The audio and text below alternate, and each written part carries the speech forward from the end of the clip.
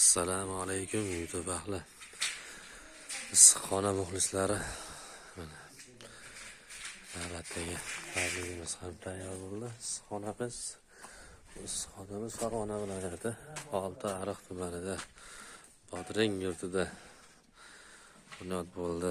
Mana balandligi Xudo xolasa 5 metr ichida teragisi ham bo'ladi.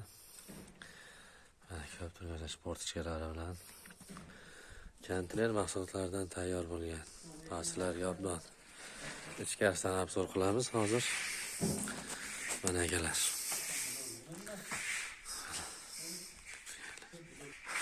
Ko'p turgan tarnovlarimiz 40 razmerlik. Men kavaratdagi suvlardan ochib ketaman. Ko'p turgan sajimlar bilan chiroyli.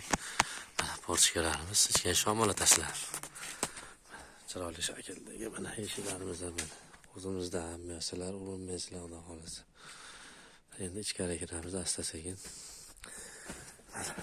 Ichkarida mana uy egalari o'sha limon ekishni boshladi. Mana katta usta To'por aka.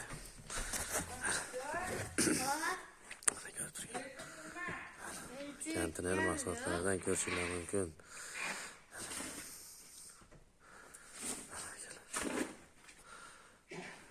Bu limon uchun mo'ljallangan, buni xohlagan usulda qo'shishlar mumkin aziz do'stlar. Hozir orqa tomondan hozir qilamiz.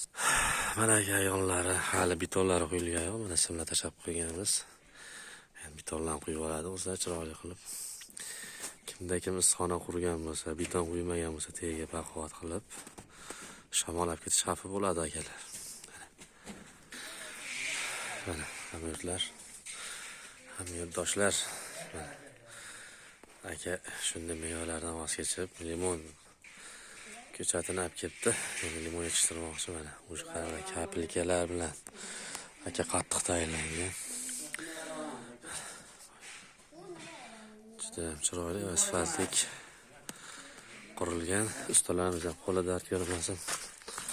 Ustalarimiz ham sog'li mana qattiq ishlashdi mana ko'p turganlar. Tekisligiga ham ahamiyat berib qo'yasizlar akalar. Mana bitta ustuni orqasida ikkinchisini ko'rinmaydi. Qanaqangi murojaatlar bo'lsa, ekranga chiqib turgan telefonga murojaat qilishingiz mumkin. Hamisha xizmatingizdamiz. Like bosish, obuna bo'lish esingizdan chiqmasin. Sizlar bilan Boybek usta bo'ldi. Sog' bo'linglar, salomat bo'linglar.